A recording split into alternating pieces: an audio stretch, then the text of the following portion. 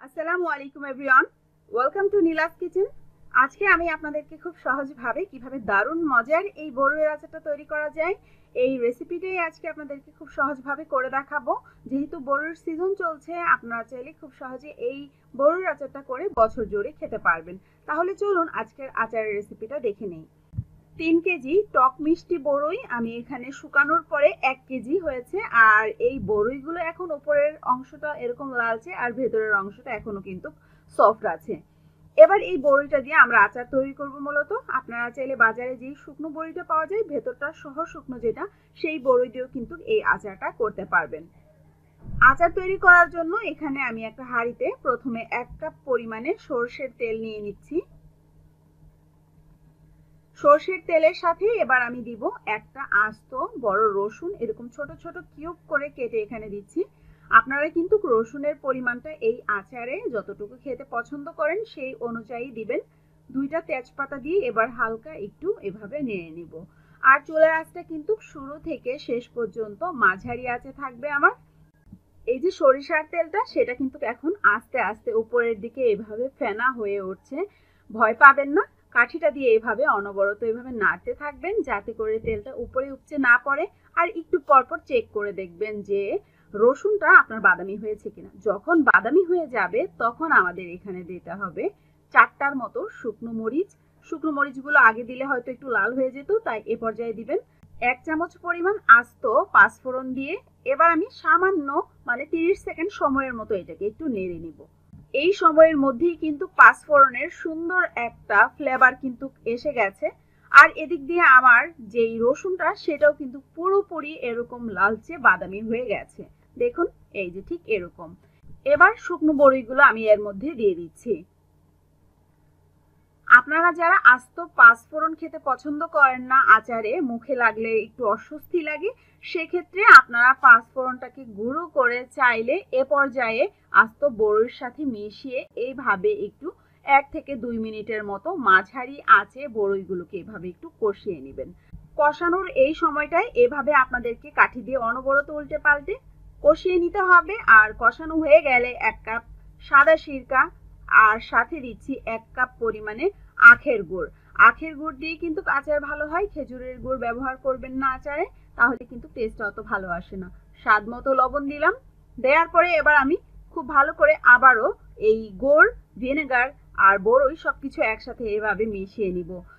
আচারে লিকুইডি ভাবটা আনার জন্য কিন্তু সিরকা ব্যবহার করবেন, কোনোভাবে পানি ব্যবহার করবেন না। পানি ব্যবহার করলে কিন্তু আচার দীর্ঘদিন ভালো থাকে না। আর যদি সিরকা ব্যবহার করেন সেক্ষেত্রে পুরো 1 বছরের জন্য আপনারা এই আচারটা সংরক্ষণ করতে পারবেন নরমালে রেখেই। দেখুন, বড়িগুলো শিরায় পড়ে ঠিক এইভাবে একদম বড় বড় হয়ে এক একটা ফুলে উঠেছে। এবার আমি ঢাকনা দিয়ে বড়িগুলোকে 5 মিনিটের মতো মাঝারি আঁচে রেখে জাল করব। ঠিক 5 মিনিট পরে এবার আমি ঢাকনাটা উঠিয়ে নিচ্ছি। আর এই বড়িগুলো কিন্তু এখন আগের চেয়ে খুব সুন্দরভাবে সিদ্ধ হচ্ছে শিরার মধ্যে, প্রায় এখন 50% এর মতো সিদ্ধ হয়ে গেছে। এ পর্যায়ে আমি ঝাল অ্যাড করব। ঝালের জন্য এখানে শুকনো মরিচ খোলাই তেলে আমি আমার স্বাদ মতো ব্যবহার করছি। আপনারা চাইলে এরকম শুকনো মরিচ কিংবা গুঁড়া মরিচও কিন্তু এখানে স্বাদ মতো ব্যবহার করতে পারেন।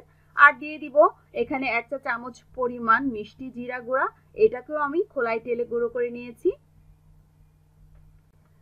কাঠি দিয়ে এইভাবে বড়ির সাথে খুব ভালো করে এই উপকরণগুলোকে মিশিয়ে নিতে হবে। এরই মধ্যে কিন্তু দেখতে পাচ্ছেন বেশ কিছু বড়ই সেগুলো গলে এর যে জোসটা ভেতরে সেটা বের হয়ে গেছে। এখন বাদবাকি বড়িগুলো আমার সিদ্ধ করে নেওয়ার পালা। আর মশলাগুলোও এর ভেতরে যাতে ঢোকে ভালোভাবে, তার জন্য 5 মিনিটের মতো আমি আবারও ঢাকা দিয়ে রাখবো। আর এই সময়ের মধ্যে পারলে আপনারা 2-1 বারের মতো একটু আবারও উল্টে পাল্টে দিবেন। এইভাবে সময়টুকু আমি অপেক্ষা করে ঢাকনাটা উঠিয়ে নিয়েছি। দেখুন, সবগুলো বড়ই কিন্তু রসে পড়ে ঠিক এরকম টইটুম্বুর হয়ে গেছে। আর এই বড়ির শিরাটা দেখুন আগের চেয়ে এরকম অনেকটাই ঘন হয়ে গেছে। এবার এই বড়িগুলোকে আমি একটু ভেঙে দিব যাতে করে মশলাগুলো খুব ভালোভাবে বড়ির মধ্যে মিশে যেতে পারে। তাই কাঠিটা দিয়ে আমি এভাবে ভেঙে দিচ্ছি বড়িগুলোকে। আপনারা আস্ত চাইলে খেতে সেক্ষেত্রে এভাবে রাখতে পারেন। যদি আপনারা একদম মাখা মাখা খেতে চাইলে অবশ্যই আপনারা পুরোপুরি ভেঙে নেবেন। তো আমার ভাঙার পরে আচারের রসের ঘনত্বটা ঠিক এরকম আঠালো এবং মাখা মাখা। ঠান্ডা করে নেওয়ার পরে কিন্তু পুরোপুরি আরো এটা গাঢ় হয়ে যাবে। এবার নামিয়ে আপনাদেরকে পরিবেশন করে দেখাবো।